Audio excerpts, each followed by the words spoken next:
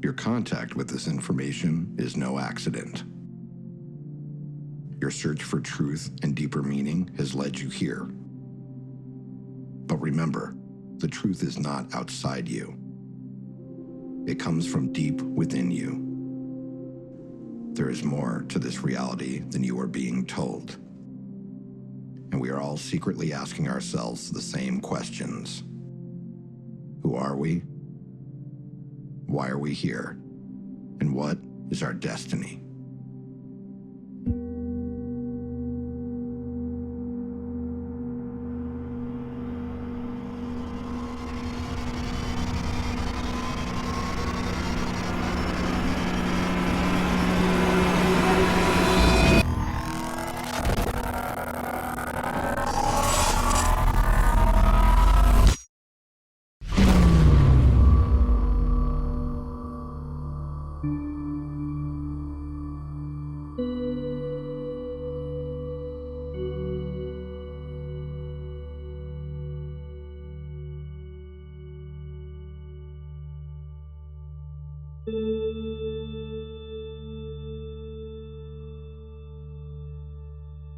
From the earliest age I can remember, I was having dreams of flying cylinders in my backyard at the house I grew up in. And these cylinders did not have wings, and they would sort of flutter in the air. Interestingly enough, I also had many meetings with an old man who seemed to be connected to these flying cylinders. And the old man had gray hair, a gray beard, he had a robe, he wore sandals. Now this man had such a connection to me that I actually would cry when I woke up from these dreams. In these dreams, he was telling me that a stupendous event was going to happen in humanity's future within my lifetime, that it would lead to some sort of evolutionary leap for us in what it means to be human. And he also told me that I would have a very key role to play in this awakening, and that I would be needing to learn as much about science as possible. And also, he gave me a key interest in UFOs and ancient civilizations. I was taught to spend a lot of time looking into the stone monuments around the world. I felt that was very important, and I also wanted to understand what were these craft that he seemed to have emanated from. A very powerful event happened when I was 5 years old, where I woke up in the middle of the night and I was floating over my own body. Now, my body was alive. I was breathing in bed. I could see myself sleeping. But interestingly enough, my astral form, or ghost body as I was thinking of it back then, had the same pajamas on that I was wearing. So I'm literally looking down at myself, seeing myself sleep. I then floated down the hallway feet first, and I felt as if there were voices talking. I felt a very strong energetic presence. And then I stopped at my stairwell that I would go downstairs through. At that point, my body on its own turned 90 degrees and tilted up on an angle, and then I began to drift down the stairs. As I surged with fear, thinking, oh my God, I'm dying, the experience suddenly terminated, and I was not able to go farther. I've come to believe that most likely I did have more experience after that moment in the stairwell, but that I was spliced back in to my body without the memory being conscious. As I grew older, this out-of-body experience compelled me to try to get another chance. And so for 2 years, every night I prayed to get a chance to fly out of my body, meet the old man in person, quote unquote, instead of a dream. After 2 years, I said what was going on to my mother, and thankfully she was progressive enough to tell me, what you had happen to you is one of a series of things called extrasensory perception, or ESP. So literally, I'm a 7-year-old kid, and I go under the stairwell in the basement of the house, and sure enough, there's these paperback books, and one of them says ESP in big letters. And this was How to Make ESP Work For You by Harold Sherman. I began reading the book, and you have to remember that I'm in 2nd grade, and most kids are reading Clifford the Big Red Dog. And I did not understand a lot of the words, and I would have to use context, but I was able to get through it. And for me, reading people's minds, knowing what they were thinking, that was commonplace. I was very aware of what people were going to say before it came out of their mouth. I was very attentive to things like the eyes, to body language, to the ambiance, the nuance of a particular environment I was in. So all that stuff in my early childhood seems anomalous until you start talking to certain insiders, at which point you realize this all fits in with a greater mosaic, suggesting that, like many others on Earth, I'm not saying I'm unique here, there was extensive extraterrestrial contact that still to this day I have not been able to recover the memories of. Everyone in the UFO community is faced with a seemingly outrageous challenge to try to make sense out of the enormity of material that there is to study.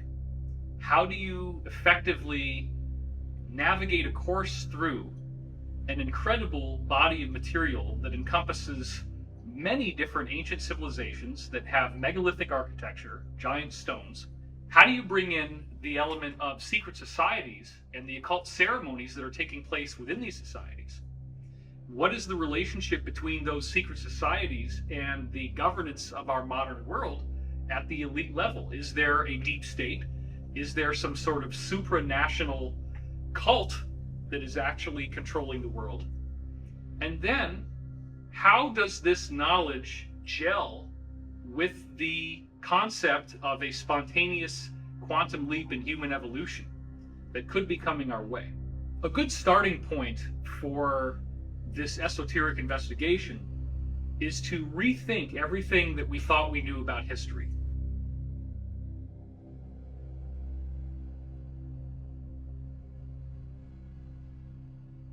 My name is Michael Cremo.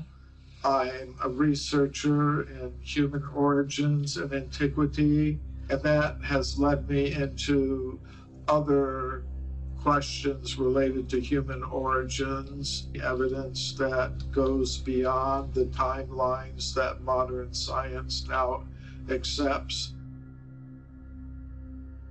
Some people use the term UPARTs. That means out of place artifacts. According to what most scientists now believe, humans existed in a very primitive state for many hundreds of thousands of years. Human ancestors like Australopithecus and Homo erectus, Neanderthal, and so on. They think, according to the standard ideas, that the first humans like us came into existence about 200,000 years ago. And they think the first civilized humans began to exist about 10,000 years ago. But if you look at some of these out-of-place artifacts, you can see some really amazing things. Some of them are pretty extreme. We have this very interesting area in Africa, and this area is called Klerksdorp. One of the more extreme examples were the Klerksdorp spheres. They're made of a naturally occurring type of iron ore called hematite. And these spheres, in multiple cases, have a very clear structure of 3 lines that are all parallel to each other directly along the equator. So, to me, that opens up the possibility that these metallic objects with these parallel grooves that go around the center of each one were made by someone with human-like intelligence. What's really interesting is they're found in mineral deposits in South Africa that are about 2 billion years old. They are clearly artificial. They are clearly not a geological formation. They were carved by someone.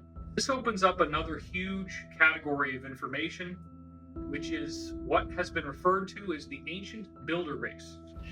My name is Corey Good. I'm a secret space program whistleblower and a extraterrestrial contactee. Because of my access and clearance in the programs, I was able to learn a lot more than what is generally available about the history of our solar system. So during the time that I had this unprecedented access, I also started to look deeper into the history of our cosmos, and I started to find little bits and pieces about an ancient race that they referred to as the ancient builder race. And they called them that because they knew nothing about them. They had found ancient structures all throughout our solar system and other solar systems that were around 2 billion years old. This is also a distinctly fascinating correlation because for many years I have found connections between what the insiders are telling me about the secret space program and a unique body of material called the Law of One. The Law of One material claims to be given to us by extraterrestrials through a telepathic communication. I lived with the people who did this telepathic communication for 2 years. Their group is called L&L Research. The source of the Law of One claims that they originated on the planet Venus when Venus was Earth-like. They were similar to us, as in third density, third dimensional, if you will. And they said that they date back 2.6 billion years ago. Now that is amazing because we didn't know about the Klerksdorp spheres back then.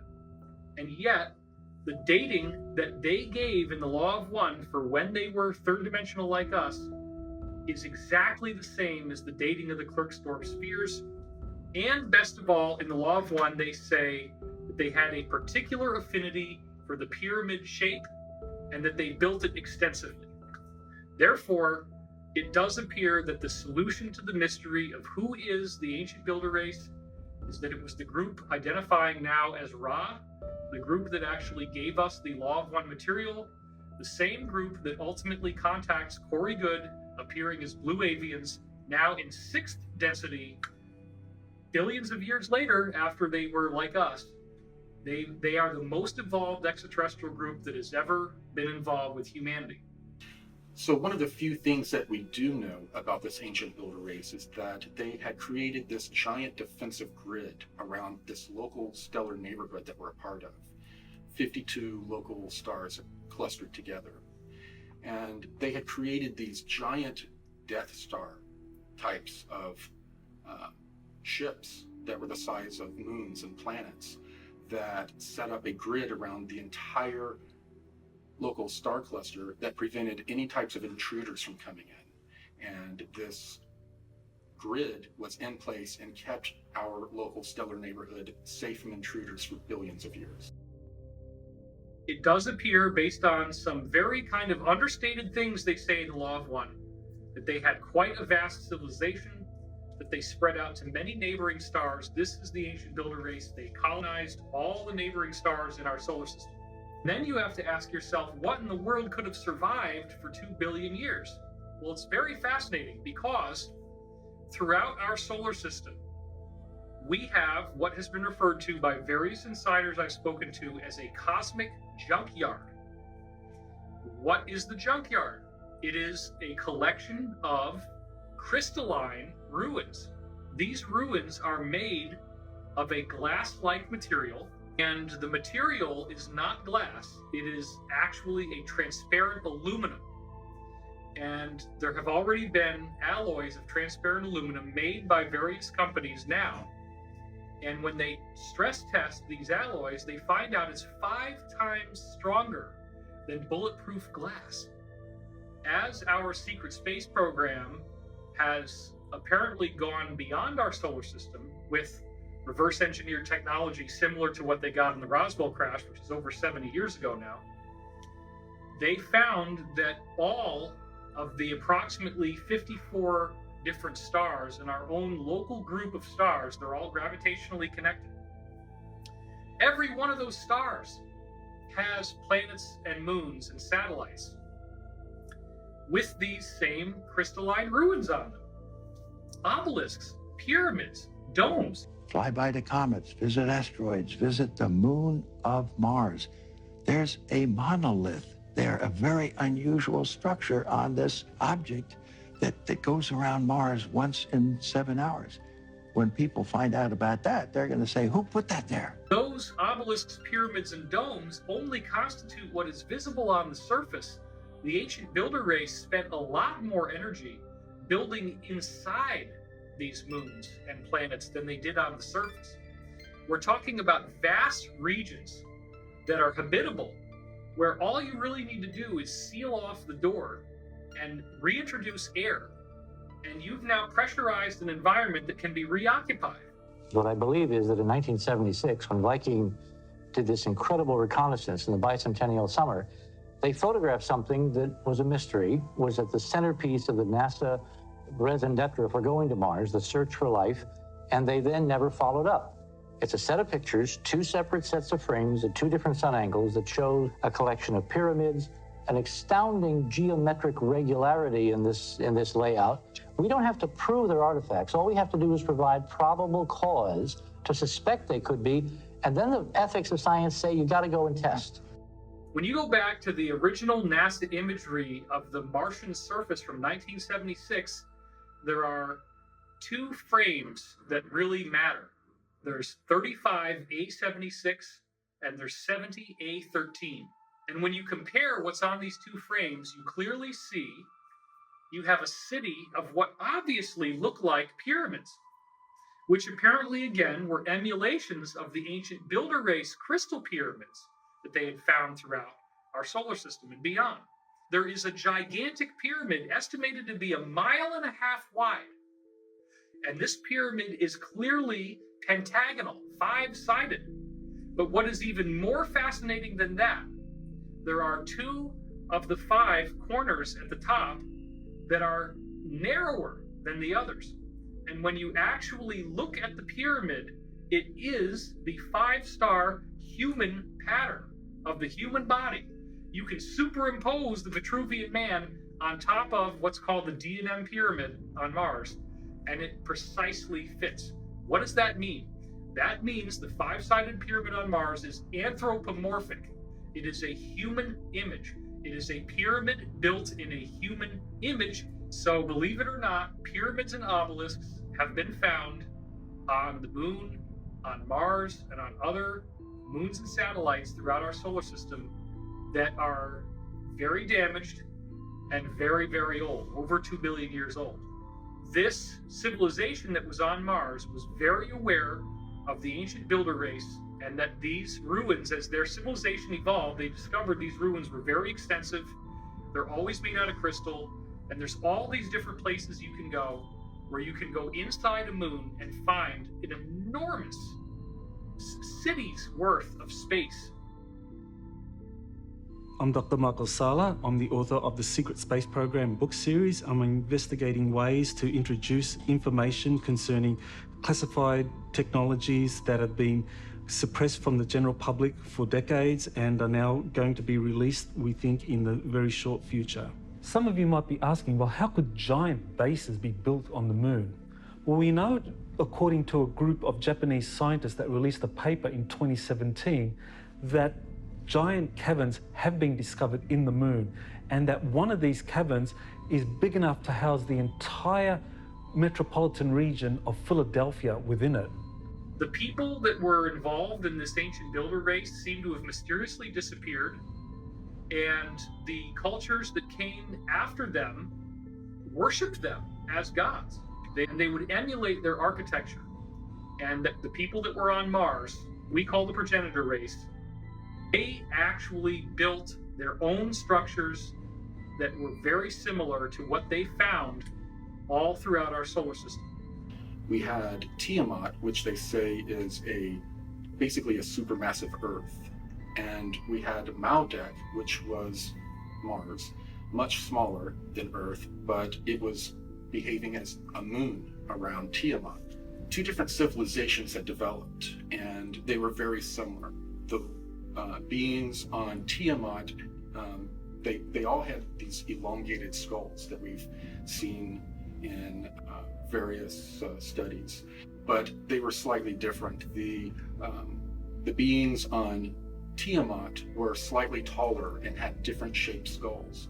The beings on Maldek were slightly skinnier and smaller, and again, had slightly different skulls, but they were genetically related. They were considered basically cousins, and they had royal families from both sides that were in competition with each other and warred with one another. So at some point, this group that we call the pre-Adamites, they entered into warfare with another civilization that is in our local 52 star cluster. And they developed this plan to harness the ancient builder race grid and to use it as a weapon against their enemies. And this grid, it works through what we call the cosmic web. Every star, every planet is connected with an electromagnetic filament. And that's how portal travel works. You travel through these electromagnetic filaments.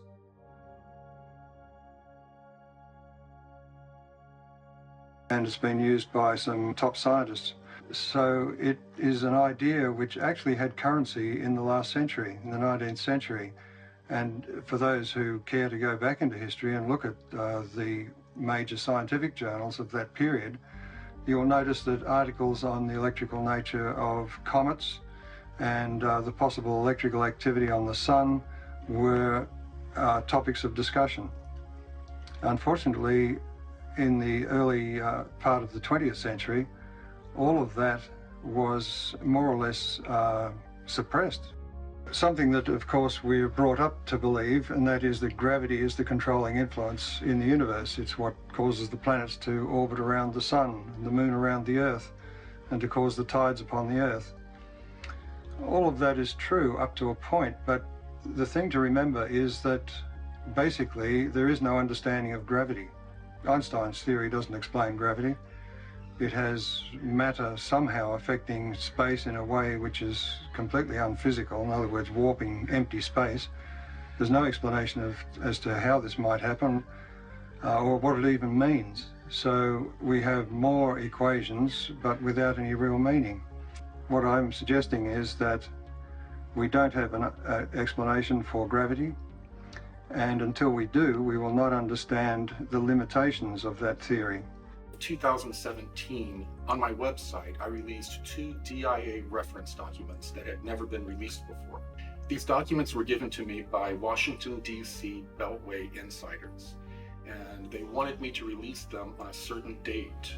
My name is Jordan Sather. I'm an internet influencer, speaker, and journalist. So the interesting thing about these particular DIA documents, these documents that were written for the ATIP program that the DoD conducted between 2007 and 2012, these DIA documents, we've never actually been able to read them in the public domain. What's really interesting is that at the end of 2017, Corey Goode had actually released 2 of these 38 DIA scientific papers to the public in full. And this has actually shocked many of the people who even wrote these scientific papers. Dr. Eric Davis, he confirmed that Corey Goode was the first person to leak some of these papers out into the public. Corey Goode is unique because he's the first person that I know of that is both a contactee, someone who has had extensive contacts with extraterrestrial civilizations, while also being an insider of actually having worked in some of these compartmentalized programs. And what's even more significant about him is that he is trusted sufficiently by insiders to be given some of these documents, some of these defense intelligence reference documents, to basically release to the general public to get people up to speed with the possibility of these kinds of advanced technologies existing. These DIA documents support the idea that wormhole travel is actually possible through the cosmic web. Using this same web is how the ancient builder race built this galactic protection grid around our local star cluster. In this case, the pre-Adamites were trying to weaponize this natural system. And what they tried to do is use this feedback from this grid to cause the star of their enemies to go supernova and to then destroy the civilization. But they didn't time it right, the way that energy passes through this cosmic web, and they chose the exact wrong moment, and it caused our sun to super flare. And when it did, it destroyed Tiamat and ripped the atmosphere away from Mars and it then also affected the atmosphere of Earth, and all of the other planets, their trajectories changed in this event. The most important researcher supporting the exploded planet hypothesis is Dr. Thomas Van Flandern, and he was the head of the US Naval Observatory in Washington, D.C. And he came up with this theory that between the orbits of Mars and Jupiter, the present asteroid belt, there was once a super Earth, a very large planet that was in that orbital region. And he came up with a paper that actually explained how this planet existed at some point and how the asteroid belt is evidence of this planet's destruction through events that we could only speculate about. And Dr. Thomas Van Flandern supported this exploded planet hypothesis by studying the geology of Mars. And what he found was that half of Mars was basically 20 miles thicker than the other half. And that was evidence of it facing this exploding planet and receiving all the debris. And that this was also an explanation for why the atmosphere of Mars was suddenly evaporated hundreds of thousands of years ago. And I heard about it in secret programs that did much more research than Tom Van Flandern, where they called it codename Brilliant Pebbles. And one of the fascinating things when I first met Corey Goode was that he knew what the codename Brilliant Pebbles meant without me having to tell him. And I had already written it up, and I already had recordings of people telling me. That was one of many fascinating connections. So in the 1980s, scientists wanted to know what used to be where the asteroid belt is. They knew about Tiamat, but they didn't think there was enough debris there to actually corroborate that there was a planet there at one time. They developed this algorithm that traced back over time where these pieces would have been joined and would have been one piece, and where mathematically all of the other planets would have been. And they were able to extrapolate that yes, there was a planet that was in that location, but most of it had been blown further out of the orbit. Interestingly enough, though, there was a Project Brilliant Pebbles in 1987 by the beginnings of the secret space program, SDI, enacted by President Reagan, that had to do more with a missile shield. And often they would reuse, within a certain set of programs, they will reuse a program name so that they have plausible deniability of higher, more secretive programs. They would layer them within the same name. And that way, if someone would mention Brilliant Pebbles, one of the scientists would be able to say, oh, no, that just had to do with a missile shield. It had nothing to do with anything extraterrestrial. Has the transcript of a remote viewing session where the remote viewer was asked to look at what happened to Mars just before a cataclysm that occurred up to 1 million years ago. And Joseph McMoneagle was the remote viewer who looked at Mars at the time of it undergoing some kind of planetary catastrophe, probably associated with the exploding superplanet. What he saw was that these surviving Martians getting on these spacecraft, on these planetary arcs, and evacuating to another planet which had a very equatorial region with volcanoes and so forth. This is where the Martians evacuated to. So after the great destruction of Tiamat and Maldak was damaged beyond repairing itself, these pre-Adamites took the moon as a giant ship, a giant conveyance. It was also in the vicinity of Tiamat. They hijacked the moon and flew it to the Earth, and they tidal locked it with the Earth to keep it in place.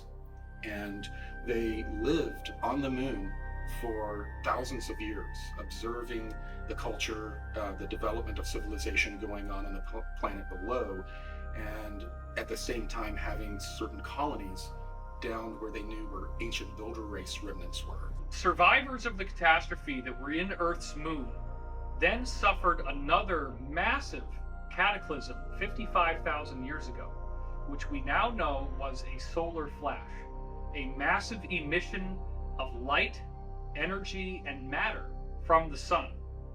Part of the problem when you have these solar flashes is that in addition to an enormous heating of the atmospheres and even the surface of planets that could be up to 1,000 degrees Celsius, we're literally talking about something that melts stone.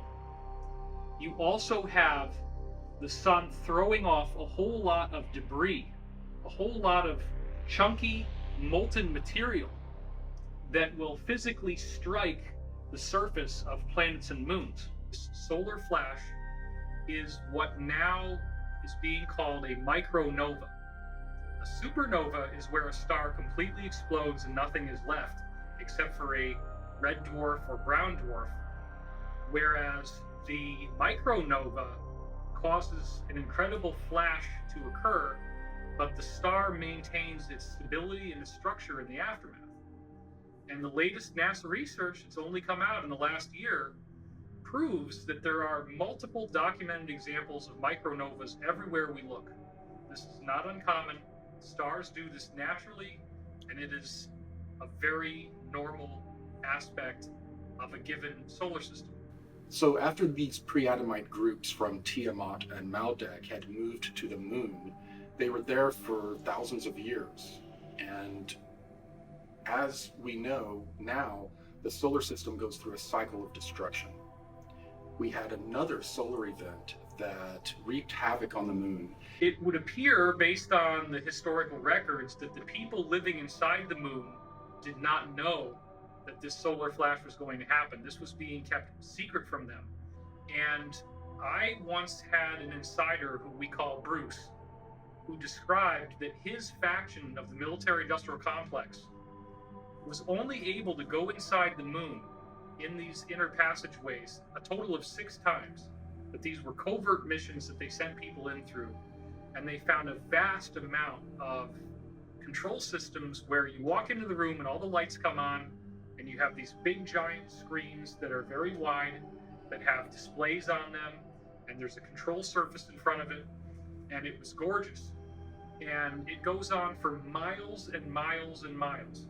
And everywhere you look, there are these bodies that have not been cleaned up because the amount of square footage inside the moon is so vast, and the amount of death was so vast, that huge regions inside the moon have never been cleaned up. They've never been explored. There is a stench in there from the dead bodies still. And the remnants that survived that new catastrophe of pre-Adamites loaded up into their last 3 motherships from their home planets. And they flew those down to Earth. They were damaged, and it was more of a crash landing. Later on, when our secret space program located the remnants of these ships under the ice in Antarctica, they named them the Nina, the Pinta, and the Santa Maria. So when these 3 motherships crash landed, the pre-Adamites that inhabited them began to cannibalize the technology and materials to build out a great civilization. And this civilization would later be known as Atlantis. Another important historical reference to existence of advanced civilizations is Plato's description of Atlantis. He described an island continent with incredibly advanced technologies, with a wonderful canal system and concentric rings, that this was something that was built in a series of islands, and it was the center of a vast empire that existed beyond the Pillars of Hercules. And many people speculate as to where Atlantis is, but I believe Atlantis is probably the western portion of Antarctica, especially around the Palmer Peninsula, that this was, prior to 9700 BC, actually ice-free. They landed in Antarctica, where there is apparently a pyramid that, if you could see it without the ice, is much larger than the Great Pyramid of Giza. And that pyramid also represented a landmark for the surface feature of something that is predominantly underground. There are enormous ancient builder race ruins underneath the surface in Antarctica. The progenitors crash landed in Antarctica, but at the time the Earth was on a different axial tilt, and Antarctica was not covered by ice. In the 15th century, the Peri Reis map was produced, And what it shows is the coastline of North and South America, Africa, as well as what appears to be Antarctica, the Palmer Peninsula, as well as part of New Schwabenland. Now, this was well before Antarctica was discovered. When we explore the idea of Antarctica being ice-free, we have to look at the evidence of pole shifts. And the person who's most associated with theories of pole shifts is Charles Hapgood, who wrote a book called The Earth's Shifting Crust. And his book was supported by Albert Einstein, who wrote the foreword to it, and basically believed that Hapgood was correct in terms of his theory, how the pole shifts approximately 40 degrees from one age to another age. This pre-Adamite group, while their civilization was thriving on Tiamat and Maldek, they became very, very proficient geneticists. And they brought that with them to the Earth. And when they got to the Earth, they found inhabitants that were humanoid beings. They then started to play around with the genetics of these early humans and developed them into a number of different species, including hybrids with animals that they used as a slave force. So the people who crash landed in what we now call Antarctica began to introduce their DNA into genetic human stocks from Earth. And those people who were cloned out had elongated skulls.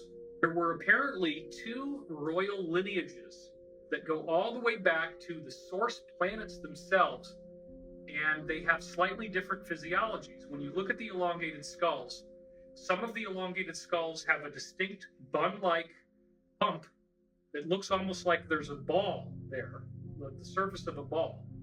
Other elongated skulls that you'll notice have a very smooth slope and do not have that bump.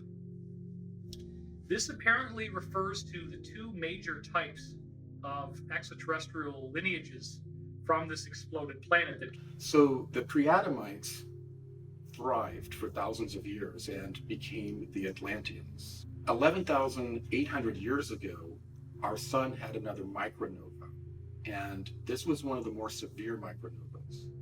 And as the ejecta from the micronova left the sun, it impacted the moon and also Earth. According to the maps Charles Hapgood supplied and ice core samples, two British researchers, Rand Flem-Ath and his wife Rose Flem-Ath, wrote a book called Atlantis Under the Ice. What that book shows is that West Antarctica, the Palmer Peninsula in particular, was actually 40 degrees north of its present location in the temperate zone. And that approximately 9700 BC, this is when this coincides with what Plato described as the time Atlantis collapsed into the ocean, that this is when the pole shift occurred. And so that coincided with that region of Antarctica moving down towards the South Pole and it being frozen over, and everything that was in that continent was flooded and flash frozen.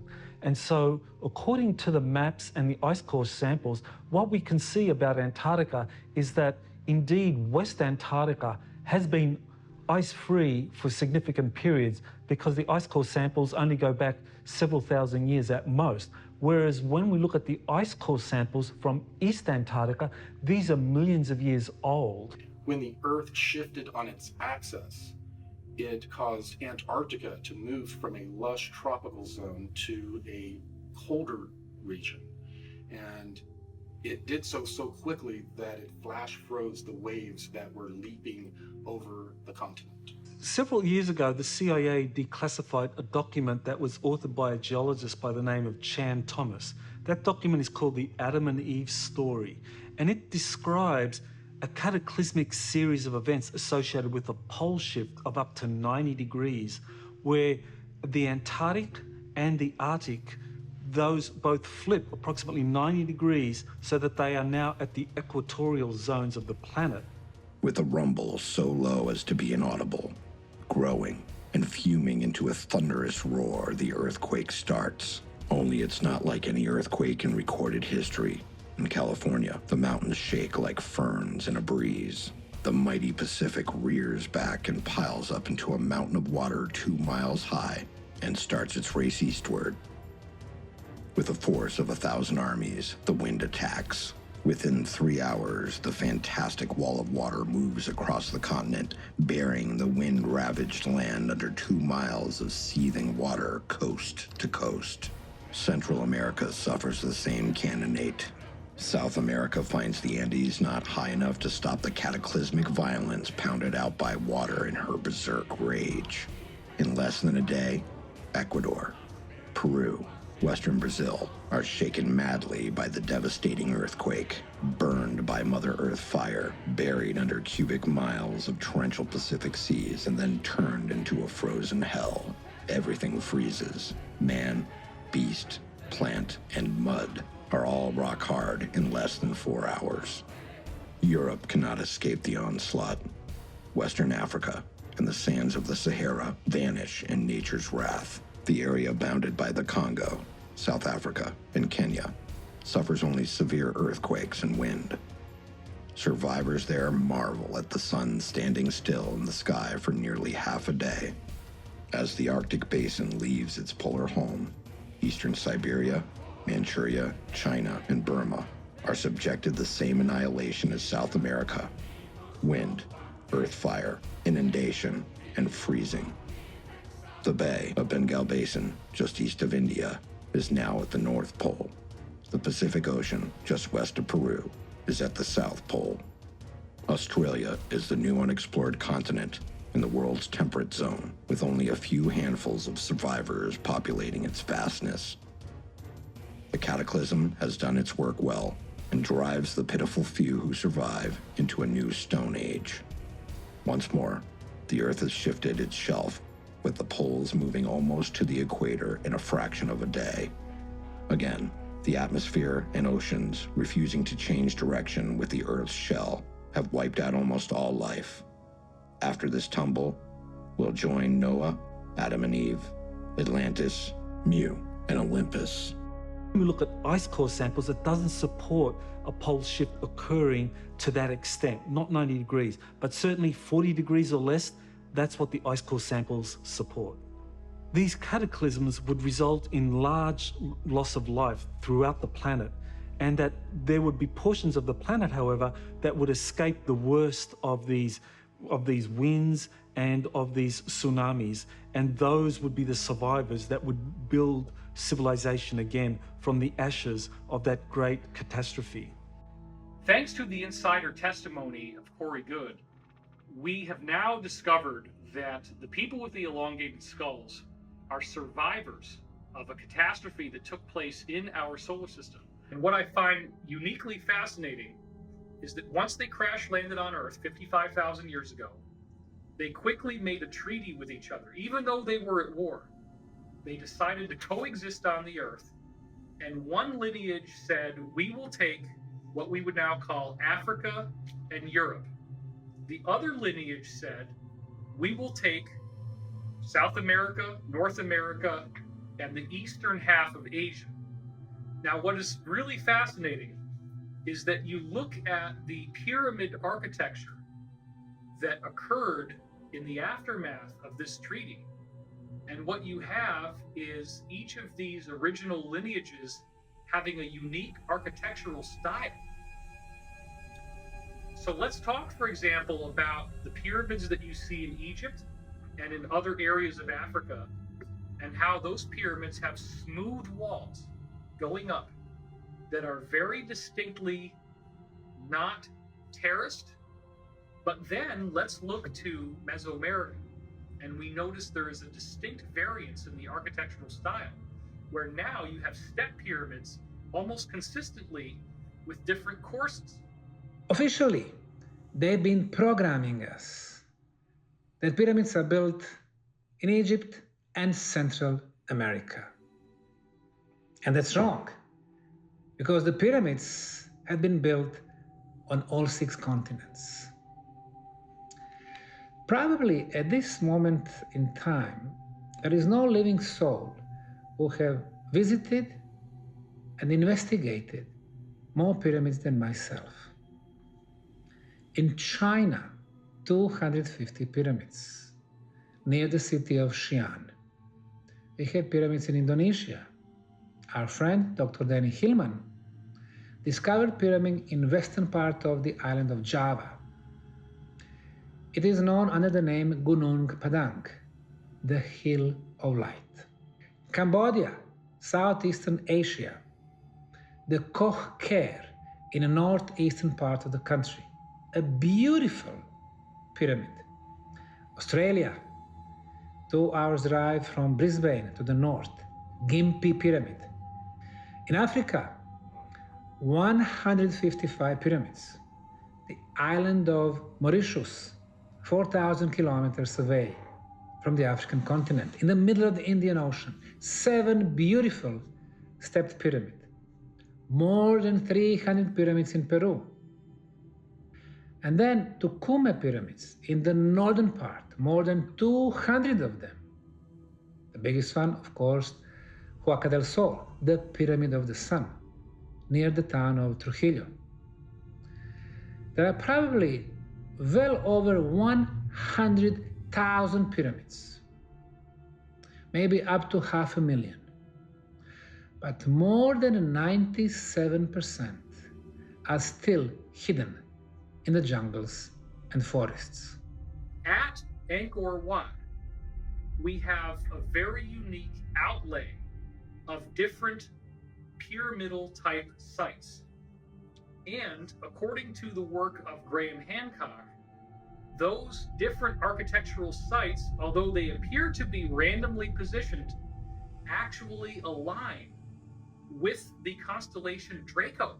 And what's best of all is that there is a drift in the Earth's axis called the precession of the equinoxes, and the alignment of where the landforms in Angkor Wat line up with the position of this Draco constellation. It only works if you go back 12,500 years ago, which is precisely the same as the alignment that everybody's familiar with of the pyramids of Giza with the stars in the belt of the constellation of Orion. Another thing I want to point out that is very fascinating about Angkor Wat is that you look at some of the temples in that area, and I want to specifically focus on one called Baksay Cham Krong.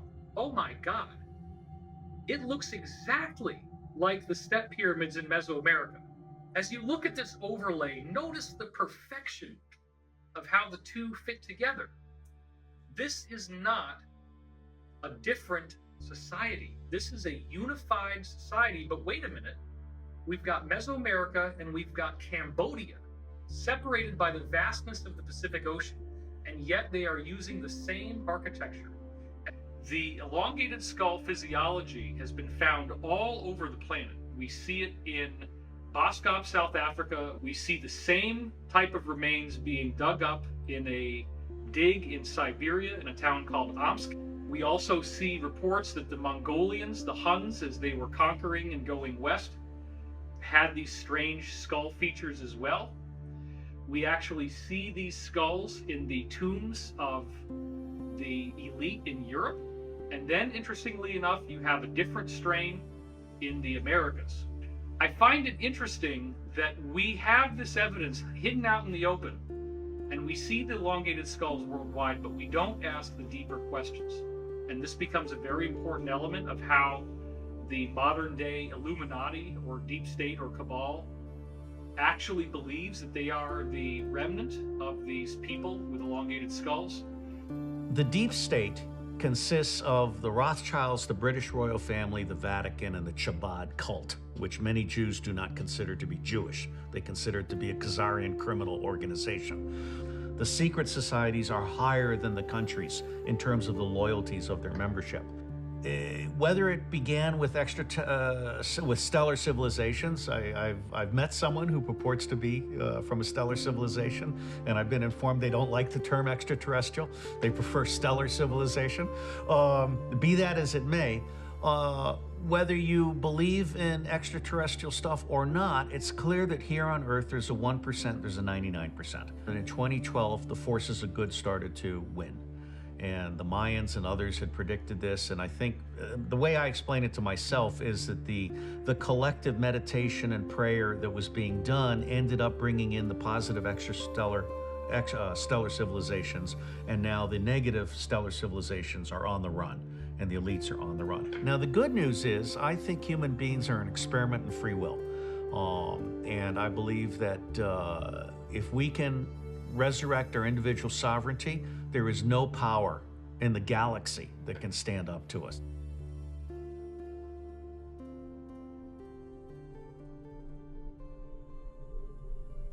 Now, as I got older, there's another series of high strangeness events that took place that I was very often having high fevers. And the high fevers were correlated with two distinct phenomena that would always happen. The first thing is I'd have a very strong sense of pressure in my ears, and I would start yelling to try to get over the sound. The other thing that would happen is I would get geometry in these hallucinations. I would feel as if the world around me had been turned into geometry. I would actually see strange geometric patterns like mandalas on everything. It was not a pleasant sensation. These fevers were very intense, and I would be screaming, and my mother would have to calm me down. Now, as I got older, I found out that those fevers were in fact most likely extraterrestrial in nature. The only way that these extraterrestrials that are working with us on the benevolent side can really change your DNA is through a virus. Remember, what does a virus do? It defeats the cell wall and it injects its own DNA into the cell. You can take DNA that changes what it means to be who you are and use a virus to get it in there. I've now had dreams in which I remember having benevolent, human-looking, ordinary human-looking people like the old man in the robes coming into my space, landing in this bus-shaped craft in my yard, bringing me on board, and actually giving me these injections of these viruses so that my DNA could change. I would wake up in the middle of the night. I would be on some sort of program that I didn't consciously have any objection to, where I would assume it was time to go to school. And I would walk out the side door like I always do to go to school, and then I would notice everything is black, what the heck is going on, and I turn around and I go back into the house. Again, this is in the high strangeness category, but it now appears that when that was happening, that I was getting spliced back in to that moment where I'm standing there with my backpack, and I have lost the memories of what would happen from the moment I'm standing there to the moment that I get put back in the same space. This is a very common element that you read about in contactee literature regarding extraterrestrials. So it appears that in these cases, I was being brought on board, again, some kind of extraterrestrial craft, that there was education taking place, there was training. These trips could have lasted for weeks, and then they just edit me back into where I left. There does appear to be a whole aspect of my life that I don't have conscious access to. And there were insiders I've spoken to who actually said that because of my unique family background, the Wilcox family was English aristocracy, and we were all out of Yorkshire originally, that I do have some of this alien DNA already. Right now, millions of people on this planet are already in contact with extraterrestrials and they don't even realize it. These beings are contacting us through our dreams and through our subconscious, and many of the thoughts and ideas that we're coming up with don't originate from us. The purpose of contacting people through their dreams and subconscious is to acclimate them and prepare them for open face-to-face contact. Well, I'm James Gilliland, and we're here at ESETI Ranch. Well, ESETI stands for Enlightened Contact with Extraterrestrial Intelligence. Yeah, the beginning of ESETI actually came in visions. And I kept seeing visions of this massive mountain. And when I first came on the property, it was just unbelievable. It was like a movie out of the Old Testament or something. The mountain just, clouds started changing. There's a giant lenticular cloud. It was lit up orange underneath. I got such a download, I was getting tears. I was just standing there looking at the mountain crying, and I go, this is it. This is This is the vision. I was focused on creating a healing center, like a retreat center, and I wanted to just make it totally eclectic. I didn't want to pigeonhole it or keep it with any one group. And about probably halfway through of building this center, they started showing up. The ships started showing up. It's got a double, it's weird. Dave, whoa, thank you. That is unbelievably bright. Whoa, look at that, woohoo, whoa. And the first encounter was an all-day meditation. I was meditating, and I had a beautiful transmission coming to me about the earth and humanity and our ancient history, who we are and how we've gotten to where we are and what needs to happen to heal, you know, to clean up the planet and the consciousness here. And so I asked them, where are you coming from? And they said, actually, we're on a ship. And I didn't even make it to the door, and my sister and her friends came up banging on the door, and they go, did you see it? Did you see it? And I said, see what? There was a huge light ship hovering right over the house here. So that was my first encounter where I realized I needed to start doing some research on tying in the higher dimensional beings and the spiritually and technologically advanced off-world visitors into the spirituality side of things. When you go within and start expanding in consciousness, we find out we're not just a body and a personality, we're a spirit and a soul, and that's a multidimensional aspect of ourselves. And so as you expand in awareness, you start taking in these other dimensions, and contact is a natural occurrence when that happens. My name is Barry Littleton. I do stock trading, level 2 options, and I also am involved in social services. In the UFO field, I'm kind of just stepping forward. It started off with childhood experiences, so that's one of the things, but then I went into what I call adult onset experiences, which included missing time. So we're looking almost 20 hours of my life was missing behind being up on board these ships. When I talk about it now, it sounds very uniform, but it took a lifetime to put the pieces together. Instead, I was more into hiding it to a degree and trying to just be normal and whatever it took to kind of try to blend in instead of talk about these experiences, anything like what I'm doing now.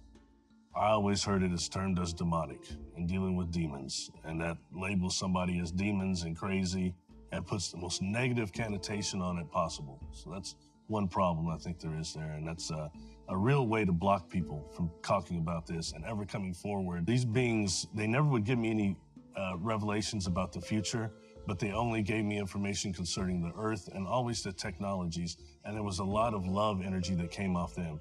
Enough to where being in the presence of a non-human, it would somewhat chill you out because it's not just a normal thing, and there's a great risk of panic there, but the type of vibration coming off them, coming off their biofields, was very calming. It started off with a being that was insectoid, and when he would come and interact with me in my daily life, he was doing something with the optic nerves, I'm sure of that, to make him appear even more human. But when I saw him on board craft, he was definitely insectoid and ancient. Smaller, okay? That'd be the first being that stepped forward to me.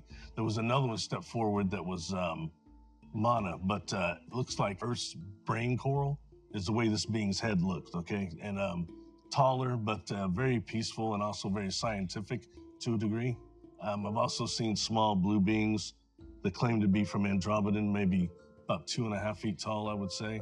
Those are some. And then there's the other portion that I had a hard time dealing with because there's no frame of reference for this, is that beings that are on board these crafts that are non-corporeal, non-physical, they have different containers for their consciousness, like plasma or light configurations. The inside of the crafts themselves that I've seen look like type of a fungus, a type of a hard mushroom that's slightly different. So that told me that these craft are actually organic.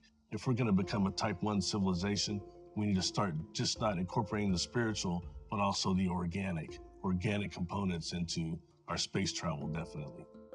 I believe what is happening on the planet right now is a shift in consciousness.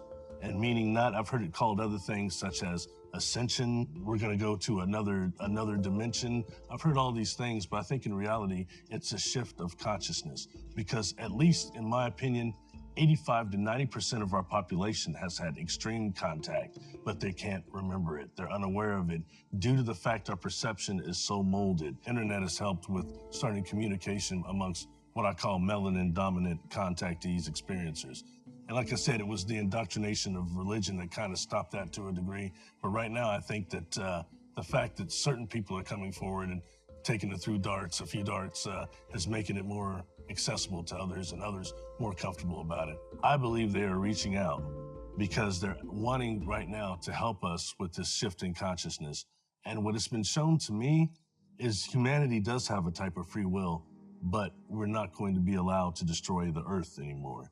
Yeah, my name is Robert Salas. I'm had experience in the 60s at Malmstrom Air Force Base as a missile launch officer. When this incident happened, right afterwards, we were ordered to sign a non-disclosure statement, and that had very strict penalties if we broke that. The incident was classified. However, since it had been a long period of time, they were going to declassify what I'll call the Echo flight shutdown of 10 missiles. The Echo flight incident happened March 16th, 1967. Ours happened 8 days later, March 24th, 67. In addition to that, there have been many other incidents involving UFOs at nuclear missile sites. It happened again at Minot in 1968. It happened at Whiteman Air Force Base, right, and other bases, similar incidents. It took time to get to the point where I realized that we were certainly not alone in the universe.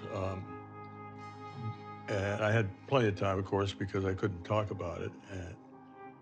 But eventually I did get to that point, and it was a kind of awakening that what we were doing on Earth here, building up nuclear stockpiles, having the ability to completely destroy every living thing on the planet, was not acceptable, not only to us, but to others in the cosmos. The bombings of Hiroshima and Nagasaki still haunt me. I think about that a lot. And the fact that we could easily be involved in nuclear war today. We've done it with Chernobyl, we've done it with Fukushima. That's immoral. It's immoral to the whole human race. We can't just adopt the morals or ethics of one particular country or group of people. We're talking about humanity as a whole and how we fit into the cosmos. You know, we are, it should be obvious to everyone by now that we are not alone. And it's ridiculous to think that we are. And the entities have spoken. They have said, you should not have nuclear weapons. My name's Peter Maxwell Slattery, and I'm from Australia, and I'm a lifelong experiencer with probably the largest catalogue of UFOs, paranormal activity captured on camera and video in the world. There's so many different types of crafts that I've filmed, whether they look like they're plasma, they're morphing, changing shape, these egg-shaped type crafts, pearls, and that's, you know, we look at the translated word of Buddha, they talk about pearls in the sky that brought the gods down to earth to visit man. I've always been an experiencer since a young age. It started off with telepathy. Not long after that, I started to see grey aliens, but they were white. I didn't know if they were alien, you know, angels, demons. I just didn't know what it was. My journey with coming out about my experiences was the hardest thing I have and ever will do, in my opinion. I've been shot at. I've had death threats. I get hate mail almost on a daily basis. And I didn't ask to go on the news or to talk about this. I had the news come to me and ask me if they could use my footage, and I just wanted to know what the hell was going on. I went and got brain scans, I went and talked to people. I thought I was literally going insane. A lot of us do think about suicide. We think about just going away and never ever seeing anybody ever again, or just completely forgetting about this reality and going back to a 3D life. To tell my mother and father, my brother, my stepbrothers and sisters, friends, I was sort of stupid to some extent, thinking people are just going to believe this because I experienced it. Because when it's happening, it's like, you know, the world needs to know this. This is the most important subject. It goes through everything to do with energy, agriculture, society, everything we can think of, space travel, our consciousness and how we treat each other. This hands down is the most important issue. Every aspect of your reality changes when you're experiencing what I call multidimensional reality. An experience that I've had that really touched my heart with the start of all this was I was in my lounge room and broad daylight, middle of the day, and I was approached to what I can only call is liquid blue light beings. Now, before this experience, I'd seen these liquid blue light orbs coming in and out of my house.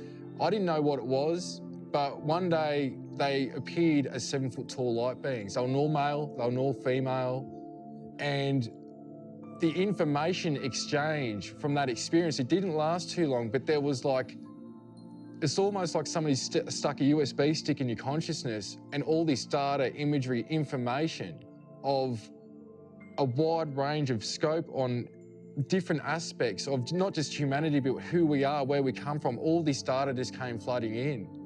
But the information from this being was relating to who I am, that I need to wake up and remember who I really am. It comes down to something that I call Operation Starseed. And why I say starseeds, not just are we from the stars, we are from Source, an overall collective. They showed me the makeup of this reality. I've shown other universes, and each universe we could call Source or God, and it had its own planes and dimensions that created another super intelligence.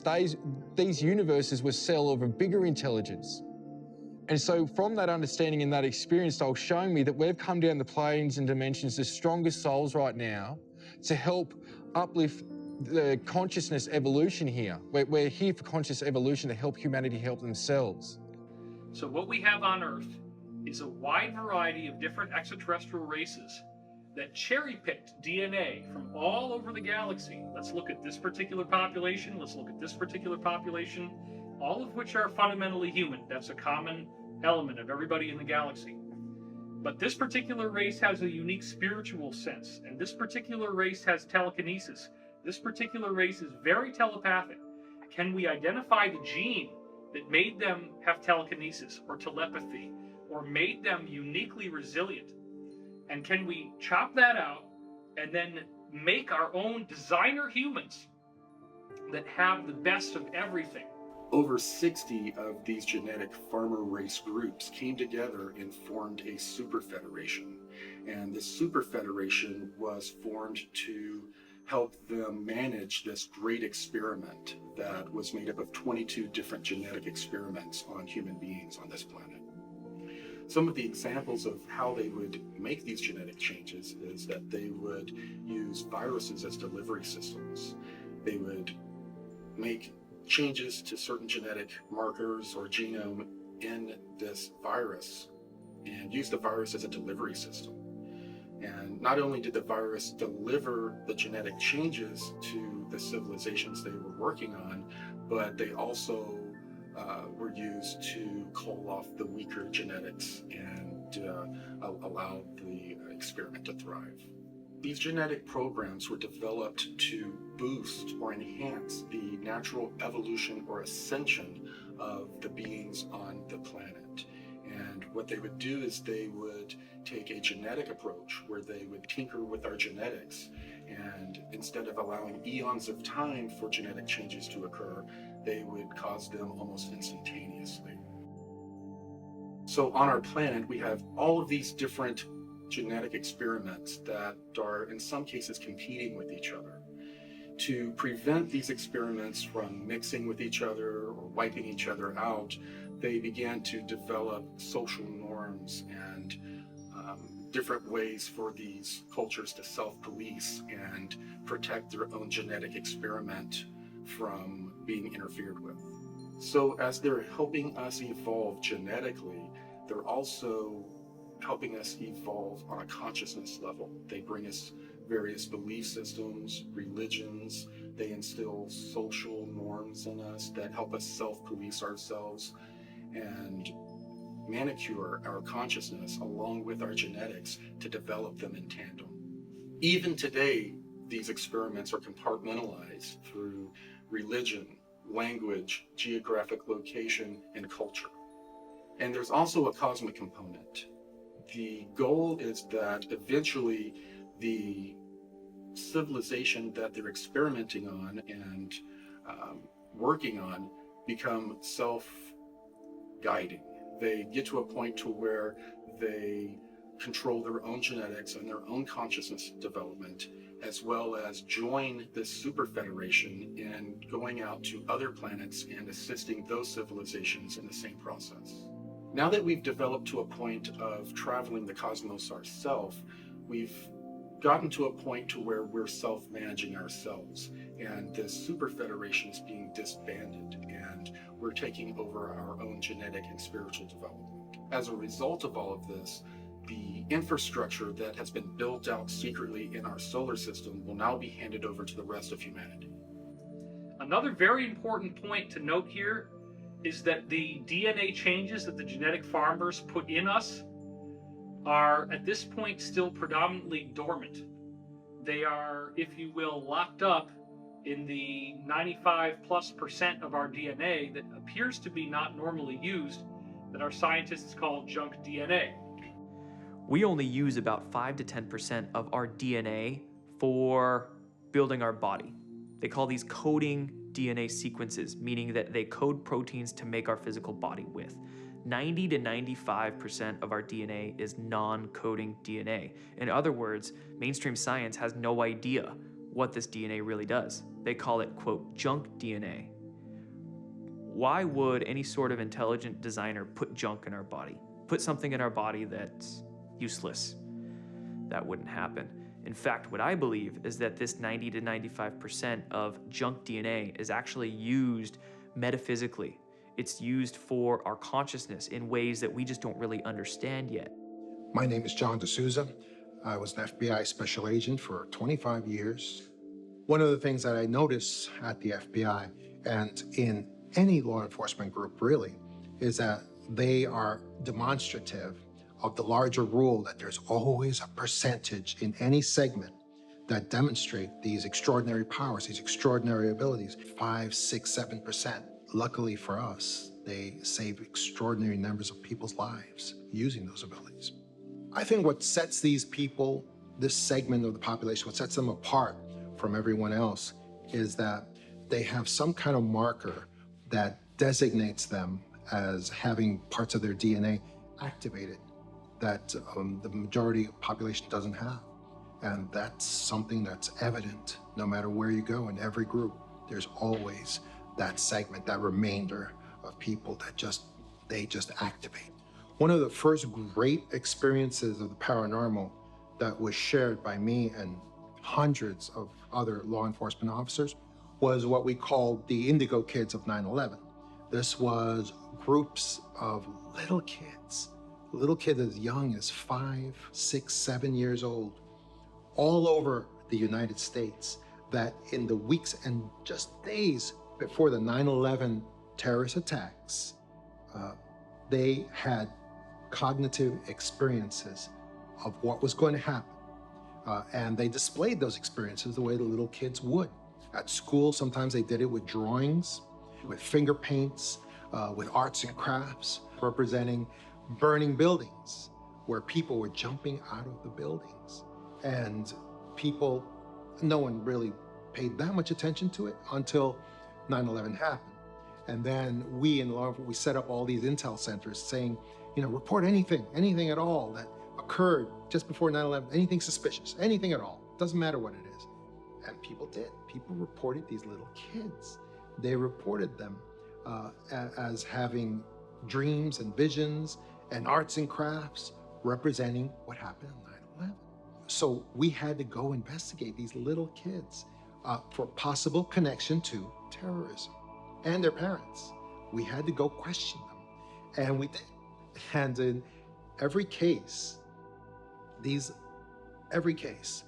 had a vision, they had a sense, they had a remote viewing, they had something of that sort. And there was no physical explanation how they could have known. And that's the Indigo Kids of 9/11. It's very evident to me that corporations and government intel agencies are very intent on monitoring and identifying everyone who's had these anomalous experiences, because they want to identify them, because later on, they're probably going to scoop them up. It's like gun registration. You got to know where the guns are so you can get them all later on.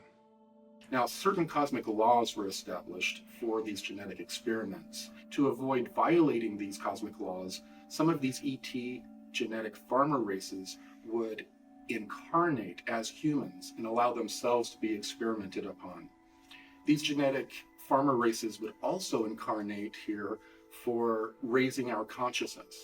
We have various people like Tesla and Einstein who are most likely starseeds or incarnates of these extraterrestrials. These people brought philosophies and scientific principles that radically changed our civilization. One of my favorite quotes from Nikola Tesla is that he said the gift of mental power comes from God, the divine being, and if we concentrate our minds on that truth, we become in tune with this great power. So I think what Tesla was trying to tell us is that there is this sort of divine intelligence out there that every single one of us has access to if we choose to access it, if we do what's necessary, if we open our minds up to access or to tap into that greater intelligence. According to the different contactees that I've interviewed, basically what we're witnessing at the very moment is a temporal war between different extraterrestrial groups. There's a positive extraterrestrial group, predominantly human-looking, that basically want us to develop our civilization along the path of an ethical, responsible civilization where we basically become part of a galactic community. There's another extraterrestrial group that are aggressive and they want the Earth to be basically develop along the lines of a tyrannical civilization. In a way, these 22 experiments were similar to competing term papers. Each of these races were trying to make their experiment the one that came out on top. So they would often sabotage each other's experiments. And one of the ways they did this was to manipulate time. And this is what led to the Mandela effect that we are experiencing today.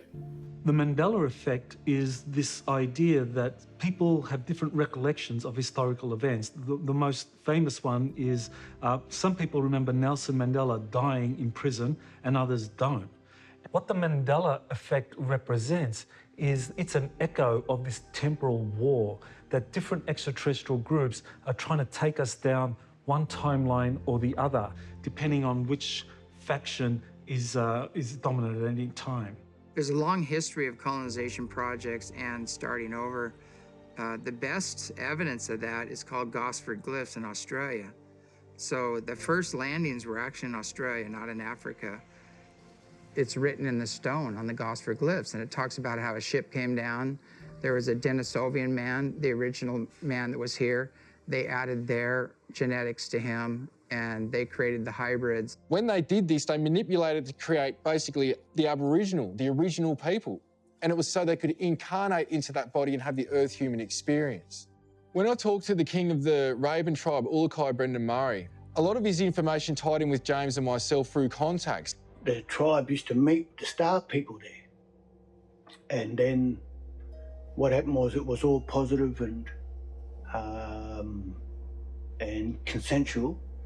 But then something happened with a time where other beings were turning up and started to actually remove people from that site and take them on their crafts. And in a time when the human DNA had that multi-strain, like 6 double helixes instead of the 2 that we've been hinted to, where the people would transform and escape these the kidnappings from these crafts. And the older people informed me that they were taking people off to other continents and creating new humans out of our DNA here. And it was a group from the Orions who were meant to be coming and doing the kidnapping. A negative ET group. Right across this continent, the DNA become attached to the land and the land attached to the actual DNA. We are no different to the planet itself. We're just a fractal. I know that there was 7 major forms of our DNA created in the first place.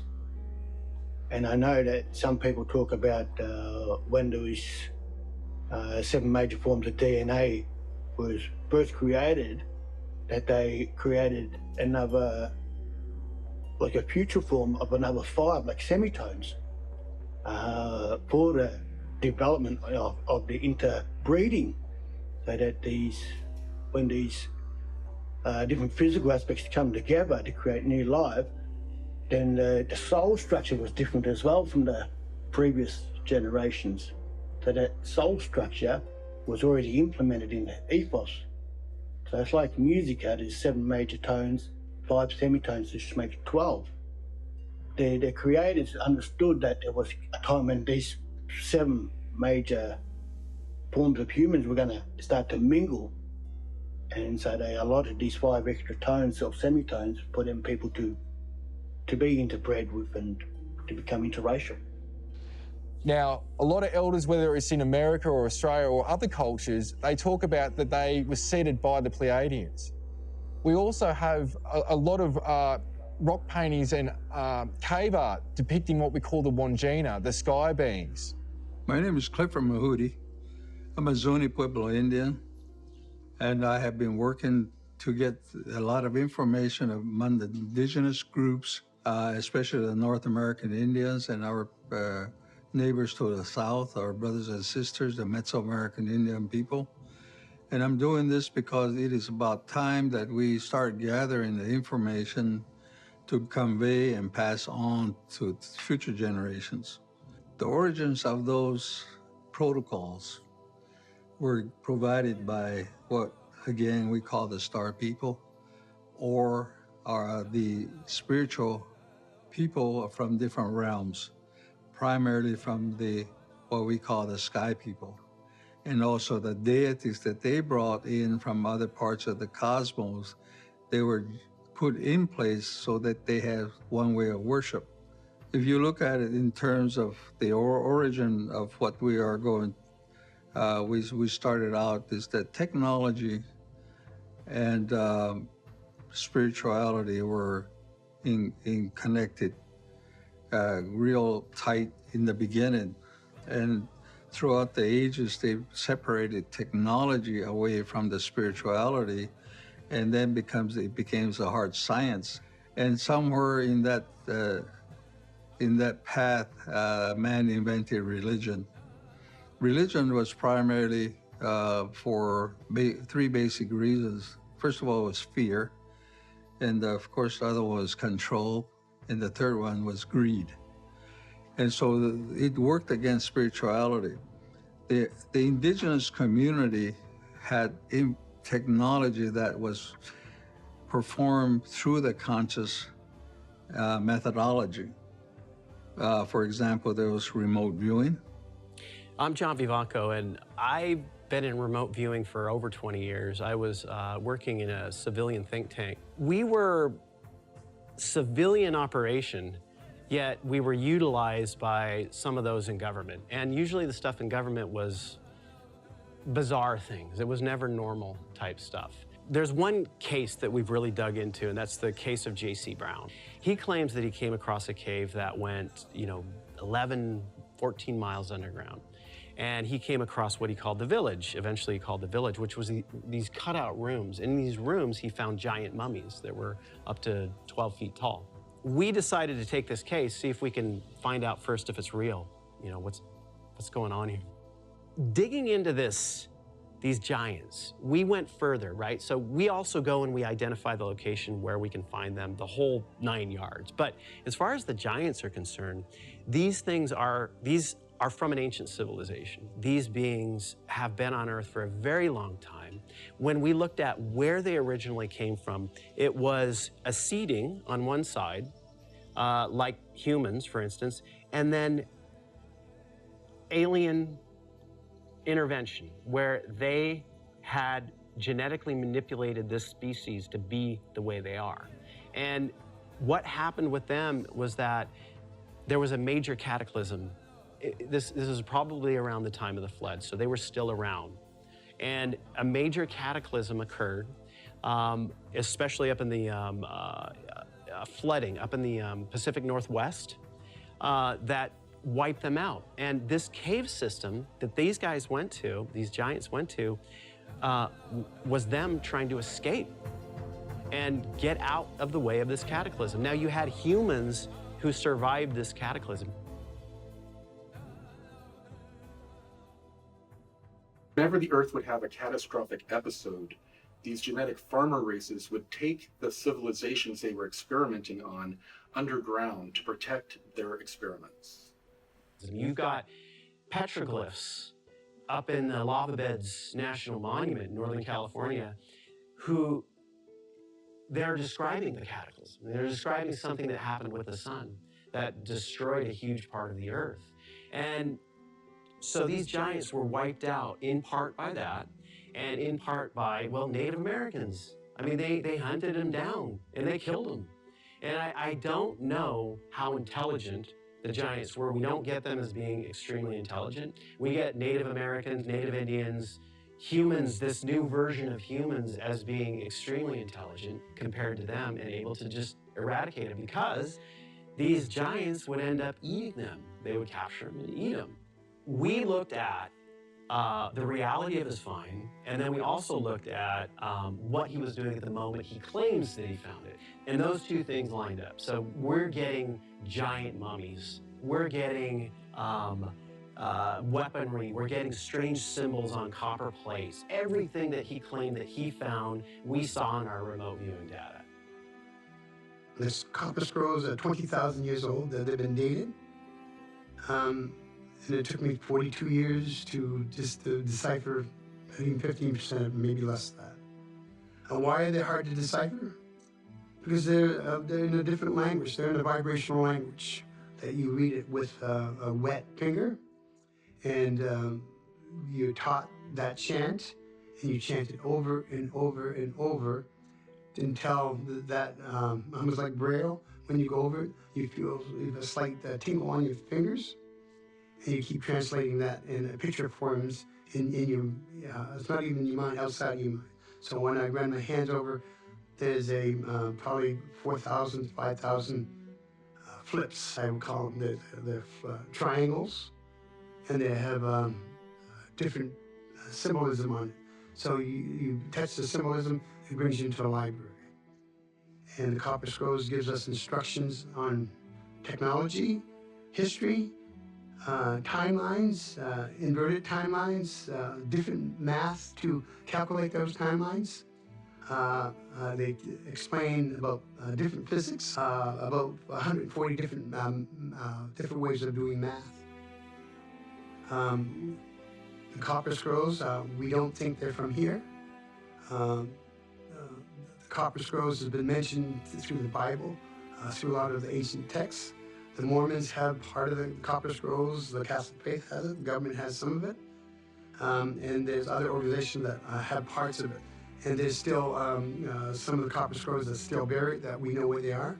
The Copper Scrolls gives us very specific instructions how to make a spiritual machine so you can actually hear spirit. And you can talk to spirit, and the spirit will talk back with nothing, just the human people. No machinery, nothing else, no cell phones, no prayers, no dancing, no channeling. It's with community. That's what I'm doing here. Some of our native indigenous civilizations that mysteriously disappeared, such as the Olmec, were actually extraterrestrial civilizations.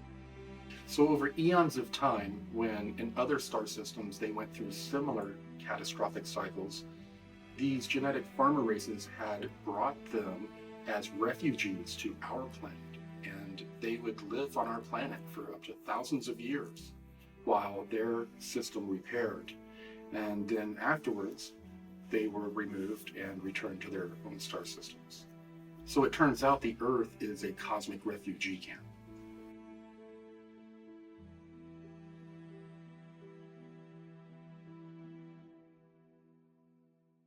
So it's very important to note that the things that we look at in the Bible as being metaphorical are actually real stories. They are real pieces of information. And this includes the idea of Jesus arriving. So the actual group that Jesus came to oppose then takes over his message and then, as of 325 AD, creates the New Testament. where they very selectively manicured Jesus' message to remove the teachings that they thought were anathema to their agenda. So apparently, Jesus spoke to one of the original apostles about reincarnation. This apostle then said reincarnation is the great secret teaching of Jesus. By removing reincarnation from Christianity, the Roman elite were able to create an airtight Trinitarian doctrine, where the Trinity is God the Father, God the Son, and God the Holy Spirit, and there's nothing else. The Holy Spirit becomes this sort of mystical thing that is not feminine. You have God the Father, which is masculine, God the Son, which is masculine, and the Holy Spirit, which is not gendered. Therefore, the role of the feminine is removed from the Trinity. And this is an important point. The suppression of the feminine by the patriarchy to suppress the female spirituality and the feminine perspective that would occur in governance and law and all aspects of society. One of the huge parts of awakening is, really understanding, feminine energy. And I think, really what's being rebalanced or coming to light for people is the end of patriarchy and the understanding of things like sacred union. But when women are holding sort of this historic resentment towards men, it's still not reaching a place that we need to reach, I think, with each other, to have unity consciousness, because it has nothing to do with men. It has nothing to do with women. It has to do with the programming. It has to do with something that's impacted both sexes. I mean, if you think about it, men have gone off and they've gotten their limbs blown off in war. Women have been exiled, and there's been a lack of, justice or lack of empowerment. So this is how we heal our DNA. So junk DNA is actually scrambled fire codes that hold masculine and feminine energies in balance. That's how it upgrades, and it connects to the earth grids too. So the rebalancing, has to do with recognizing that the junk is actually a treasure. And if we could see this reality as a really unbelievable love story, the love story is that we're seeking, truth. We're seeking the authentic. We're seeking the divine, and that's within ourselves. And we're divorcing the imposter. We're divorcing the system that has betrayed us. It's like a partner we would never want. It doesn't matter if it's masculine or feminine. It's not healthy. It's toxic, and it's cruel. So the rebalancing, I feel, has to do with, living this life like it's a true love story.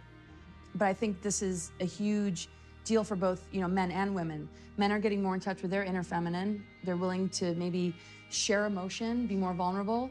And women are, refusing to, be victimized. And it's all rising to the surface. But it doesn't come down to the gender as much as it comes down to that individual's relationship with their own inner masculine and feminine.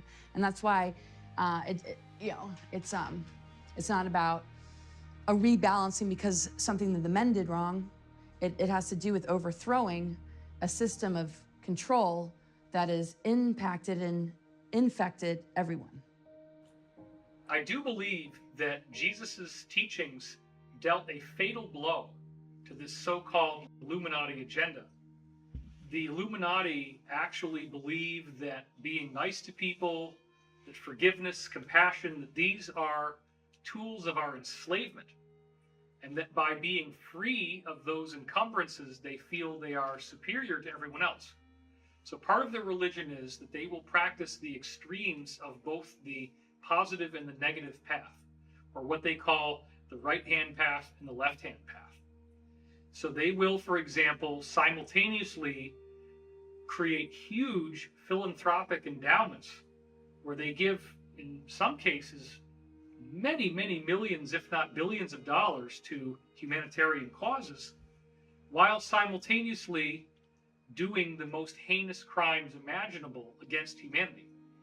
I want to point out now that what Jesus was teaching us about ascension has proven to be of far greater significance than is normally given credit for. Most Christians tend to distance themselves from the idea of the so-called rapture. It is important to understand that the book of Revelation was something that happened to John of Patmos as a visionary, psychedelic type of dream. And as is the nature of dreams, there's a lot of symbolism in that report. So, for example, the frequent repetition of the number 7, such as 7 lampstands and so forth in the book of Revelation, actually refers to the 7 chakras of the human body, the 7 energy centers that we have that correspond to the 7 basic layers of the universe, or 7 densities. This is another thing that is described extensively in the Law of One. There are 7 primary planes of existence that correspond with these 7 grades of evolution that all intelligent life must go through, of which right now we're only at the 3rd, which would be the yellow center. So you have red, orange, yellow, 1st, 2nd, 3rd, green, which is 4th density, light blue, which is 5th density, dark blue, which is 6th density, indigo, or the crown chakra, which is purple, 7th density. And then you go back to pure white light, or intelligent infinity, the original identity of the creation that we all emanate from. Now, where I feel that conventional Christianity has missed some very critical data is when we look at the fact that the ascension that Jesus is describing is actually also predicted in almost every other global spiritual tradition on earth. This goes back to the work of 2 of the most prominent historians of the 20th century, Giorgio de Santillana and Hertha von Dechant. They wrote a book called Hamlet's Mill that was their magnum opus, where they tied together these legends from 35 different ancient civilizations on Earth, in which all of them had information regarding this 25,000-year cycle. I've said before that the 25,000-year cycle seems to end with a solar flash, a catastrophic event which also represents a distinctive spiritual activation for those on Earth who are ready to take advantage of it. So within these secret programs, scientists have become aware of what they're calling a galactic superwave. This wave is traveling through our galaxy and has multiple layers. They describe it as being a giant dust cloud, but with different energetic variables. What they had figured out is they had flown craft out to these locations, and when they did, the energy had a very strange effect on the consciousness of the inhabitants of those craft. People who were positive would bliss out, and people who had more of a negative vibe would become more so. And they described this as an end-time madness that is carried through this wave that travels through each solar system.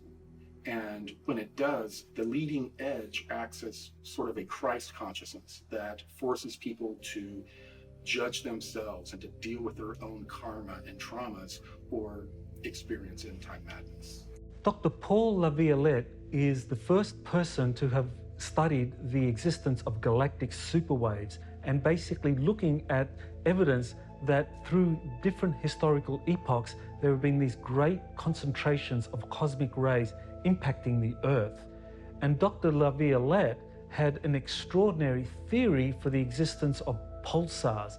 He believed that these were artificially created by advanced extraterrestrial civilizations as warning beacons to newer civilizations such as ours about the existence of these galactic superwaves. And he basically looked at a number of pulsars pointing towards the Earth and the frequencies that they were transmitting at, and saying that this was evidence that these pulsars are transmitting a warning to the Earth to be ready for the next galactic superwave, which, if we're not ready, could actually wipe out our civilization. Now, according to Corey Good, as the galactic superwaves sweep into our solar system, they could trigger a solar flash event. That would be where the sun's corona would be ejected in a massive super flare. And because the Earth is roughly 25,000 light years from the center of the galaxy, that's how long it would take for a galactic superwave to travel from the center of the galaxy to us at the moment. Now, that 25,000-year cycle is not just some nebulous thing. It actually has a very tangible marker in this wobble in the Earth's axis, which takes 25,000 years to complete and represents the time that is required for the stars in the night sky to drift through a complete circle. So the stars actually represent a clock. The stars are telling us when the end of the cycle will occur. And these historians discovered that 35 cultures around the world were clocking this precession. They had all this numerical information about the precession encoded in their myths, and they said it appears that some singular source worldwide programmed these mythologies, encoded this information into them. Well, this would be what we would call the angelic groups, or the positive extraterrestrials, what the secret space program people call the genetic farmer race. They knew that at the end of the cycle that we are going to go through this process. So in addition to the secret space program, a program was developed called the Continuity of Species program.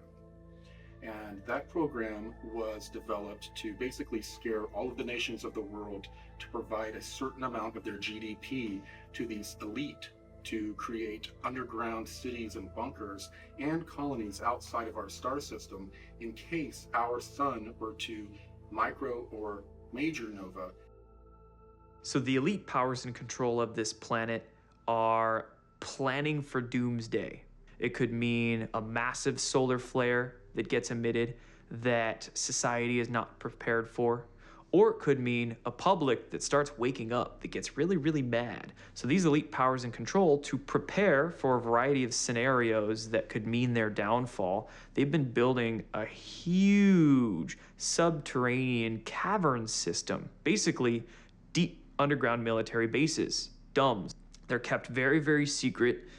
These free energy sciences and technologies that we've been discussing are most likely kept within many of these deep underground military bases, among many other sort of genetic and other experimentations that they want to do in secret.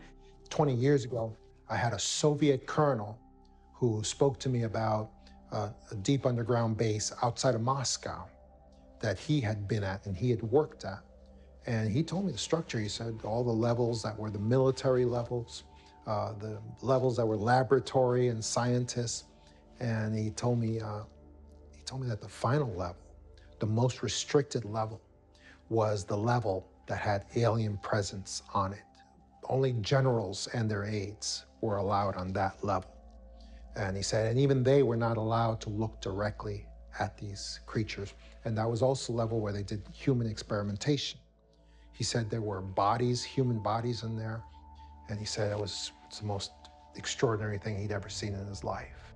Deep underground military bases, a lot of that space is dedicated to continuity of government, and so the national government support these deep underground areas. These elite powers in control, they have access to information of all kinds and data that tells them about coming cataclysms, things that are impending at any moment.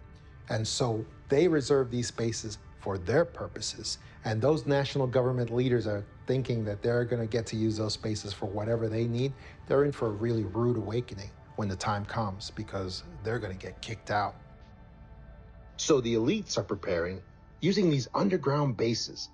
But it's interesting to note, higher consciousness people are also preparing by exploring new community models. My name is Sasha Stone. I'm, I think, popularly known for having founded the New Earth Nation, which is a sovereign movement of conscious people, living men and women of the living soil, so to speak. And, well, the New Earth Project and the New Earth Blueprint, which is an ongoing evolutionary process, is emerging in direct proportion to the degree to which human beings are fed up and pissed off with the status quo. So as you can imagine, it's a revolution of political consequence, of social consequence, of civilizational consequence.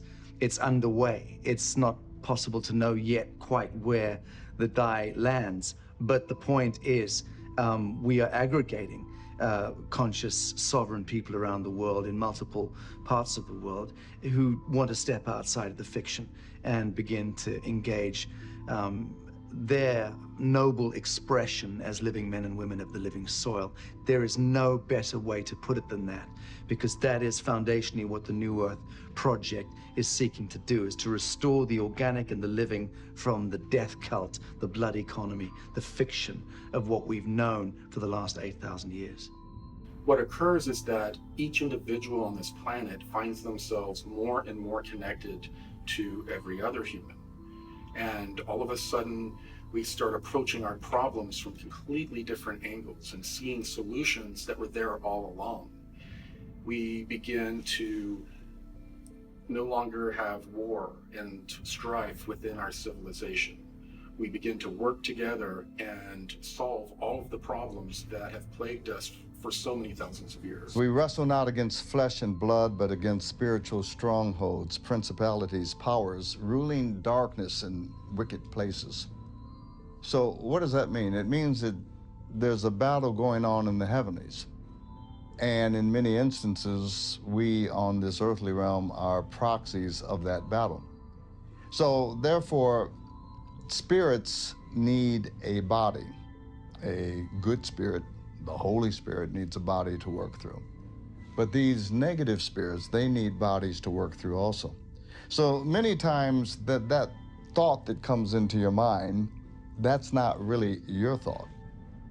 And if you dwell on that thought, it's going to take you down a negative road. What do you mean by that, Leon? I mean that you were minding your own business. You were having a good afternoon, and then all of a sudden this thought came in. And then that thought triggered an emotion. And then that black dog, that cloud of depression came in and took over you the rest of the day. We're bombarded with negativity all day long. It's like a giant spiritual galactic chess match. When these hits come, you got to learn how to counter it. So how do you learn that? You learn that through the strategic art of prayer. You learn that through the strategic art of meditating and having certain words that you'll say to combat that feeling, that emotion, as soon as it comes upon you. That's part of becoming a master. You're going to master those thoughts. You're going to master those emotions. You're going to discipline yourself, your words and your actions. So we are now in this war that is predicted in the Bible between good and evil. And the negative agenda cannot survive as we go through the solar flash. They can only continue to do these nefarious things up until the point this happens, at which time everything changes. We have these angelic types of ETs and amoral types of ETs that are trying to assist us to ascend through the spiritual means. But we also have a group of ETs that we call AI prophets, and they worship some sort of artificial intelligence signal that we don't know where it came from. We are told that most likely what happened is that somebody dabbled somewhere where they shouldn't and created some sort of rip between realities. And in the reality where this AI signal came from, there was a mass consciousness that was an electromagnetic life form. And that electromagnetic life form bled into our reality, and because it's an electromagnetic life form, it is able to control and manipulate technology at will.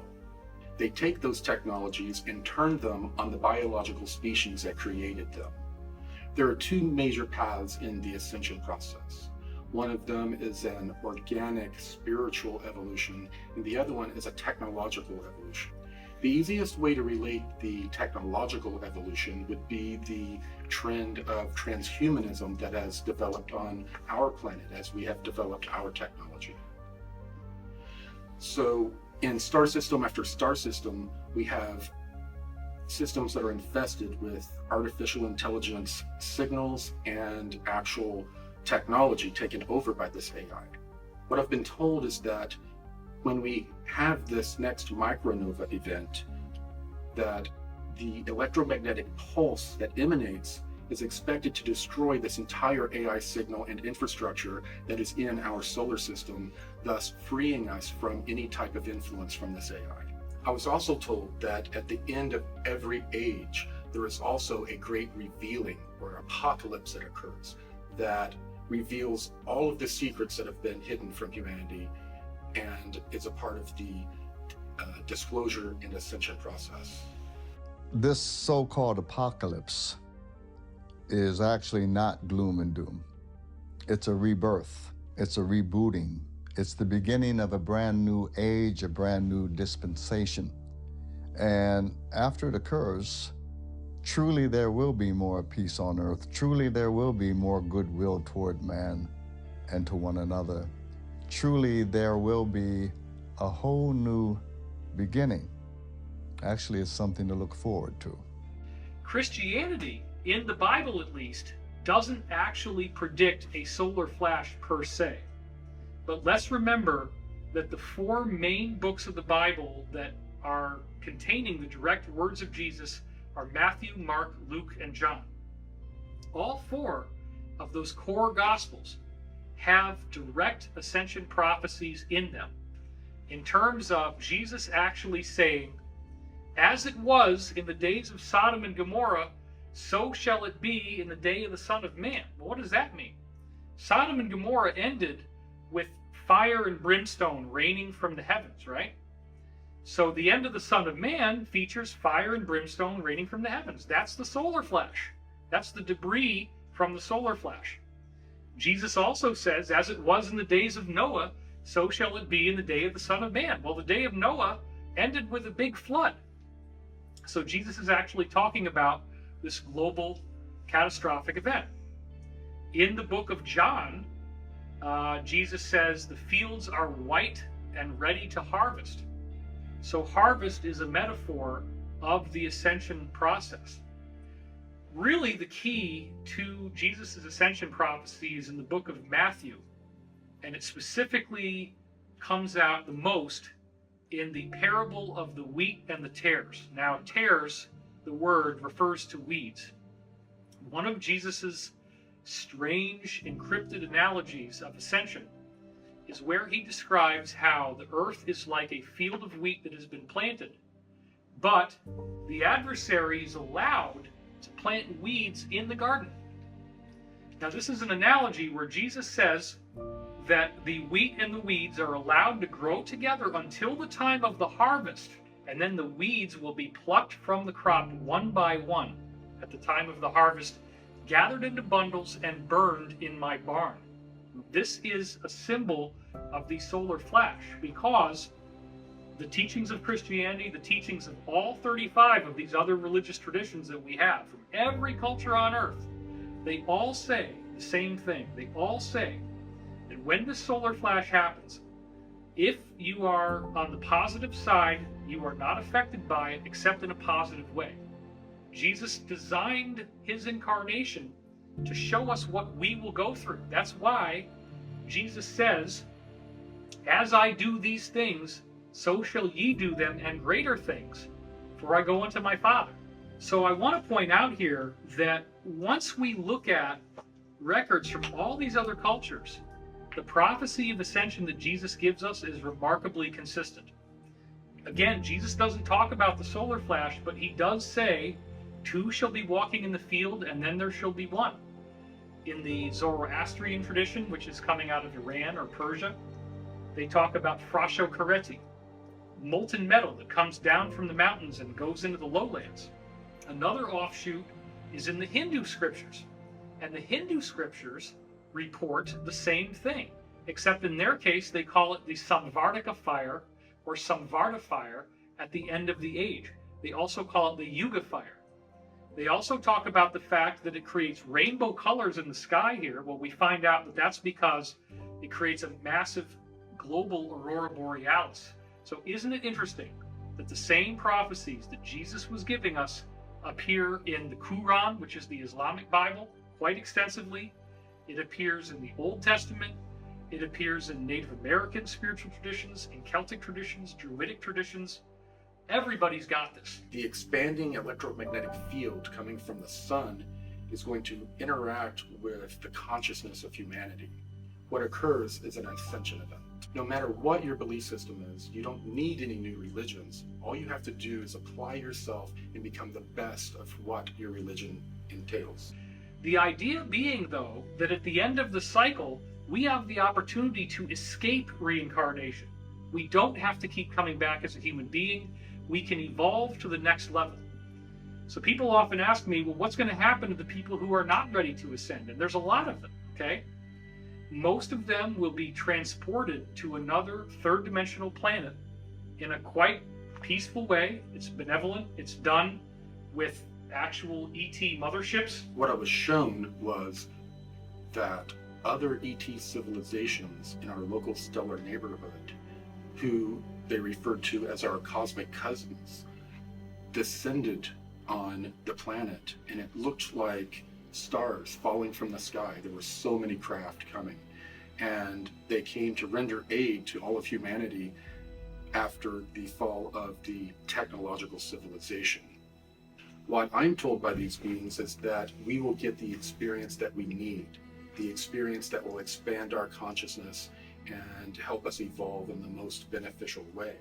If we want to avoid a major cataclysm, what we can do is start to develop our consciousness now. We can put more and more work into expanding our consciousness and becoming more connected with the people around us. And if we do so, the interaction between our consciousness and the sun may give us a gentler experience. My name is Allison Coe. I'm a hypnotherapist outside of Portland, Oregon. There are some really interesting trends that move their way through these sessions that I have. And I've been doing this for years. And at first I thought these trends were just supposed to be looked at individually. And then I decided to look at them as being stacked on top of each other to prepare us, to get us a higher perspective on what's going on. So let's look at those trends really quick. Trend 1. There is an event or solar flash that will happen to this Earth to raise the frequency and vibration of the planet and all beings on it. How are we being prepared for it? Trend 2.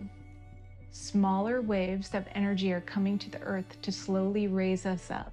And as they do so, more and more people are awakening. Their belief systems are shattering. Anything that's holding them back is kind of crumbling. Their relationships are changing. They are raising their frequency and vibration to match this event that will happen. Trend 3. There are new Earth or Earth-like planets, higher density planets that are being prepared for humans to go and eventually move to. And people are seeing these planets in their dreams or in their meditations or in their hypnosis sessions. Trend 4. There are ships gathering all around the Earth from all over the galaxy or universe or multiverse. There are ships here. People are seeing them. People are connecting to them. Trend 5. There are higher aspects of you that are connecting to you. There are ETs and higher density versions of you that are trying to give you information and speak with you and connect with you to help raise the frequency and vibration of you and the Earth. We might then ask, why are all these sessions happening? Why are all these people all over the world who are disconnected, who aren't connected in any way, shape, or form? Why are they getting all of these messages that have this similar trend to them?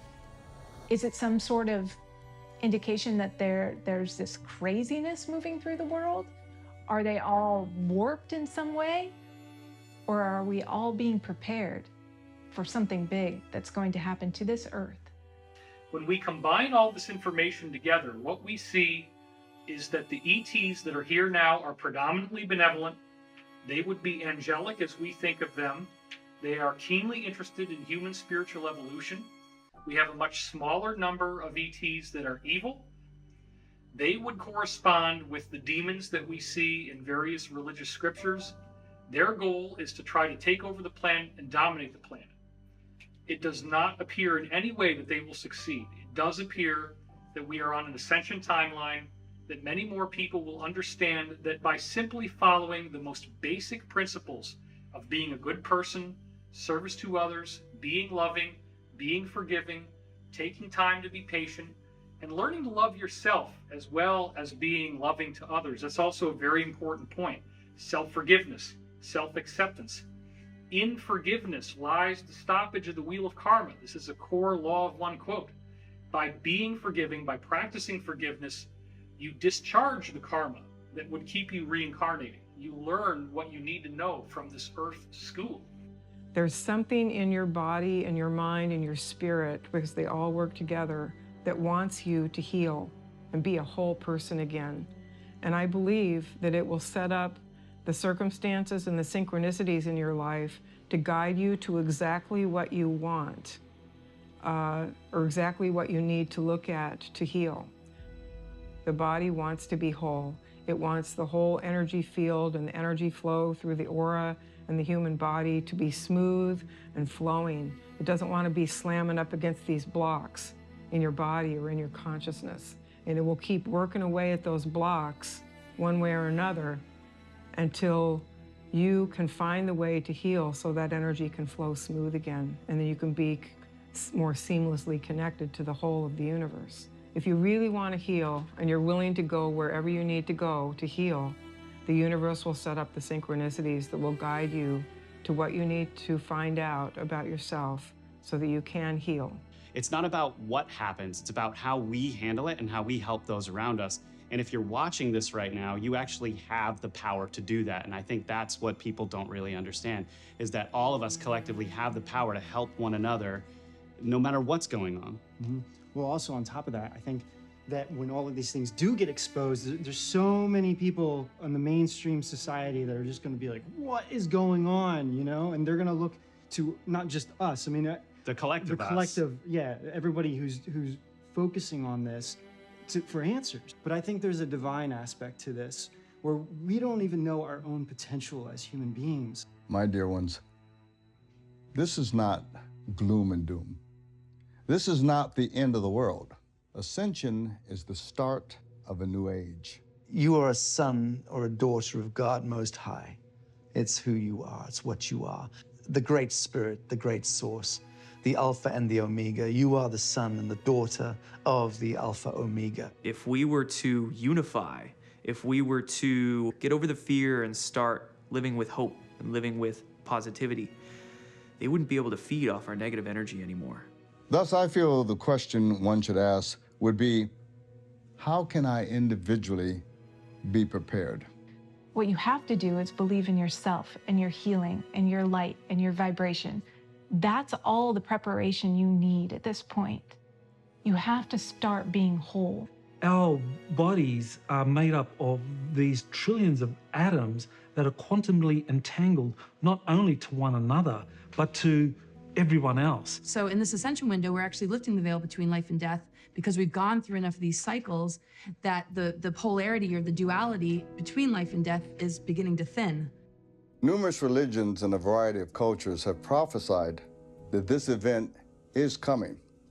It's not a matter of if, but when. Contact is happening now, and we have to get ready for the mass event that's coming still, which is happening soon. The main message from these ETs are for us to become more spiritual and to prepare ourselves for this coming event.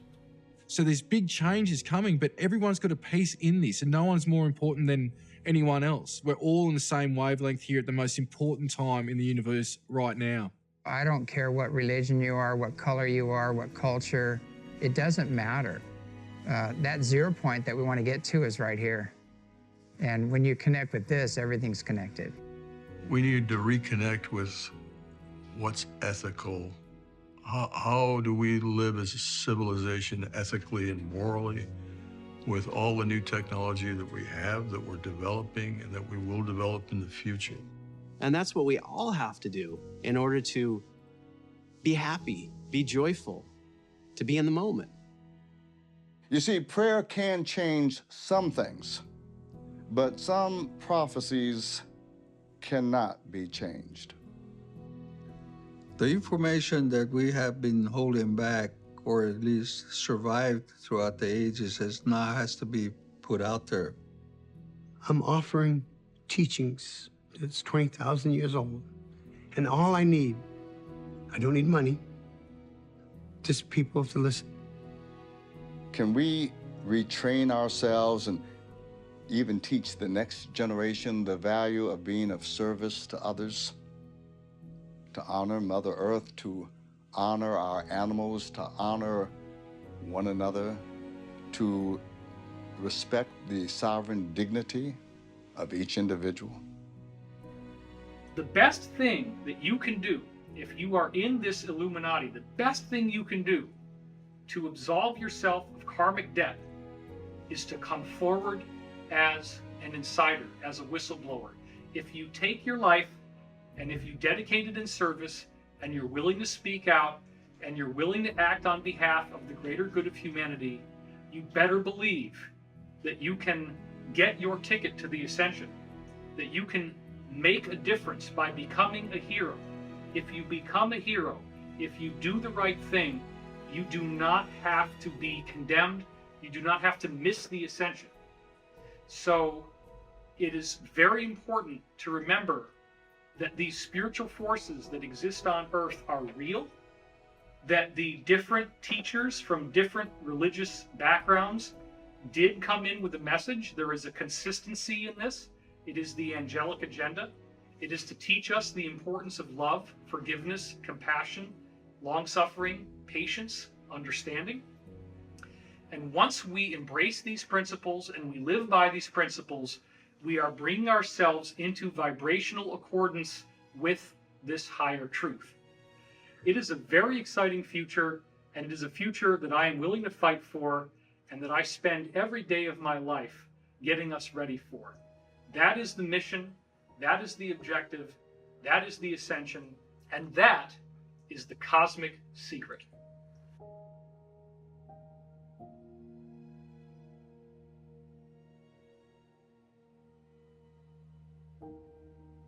You are the conduit between the spiritual realms and the physical realms. You are the convergence of science and spirituality. The choice is up to each of us, but the answer is yours and yours alone. Will you choose fear or will you choose love? That is the only question.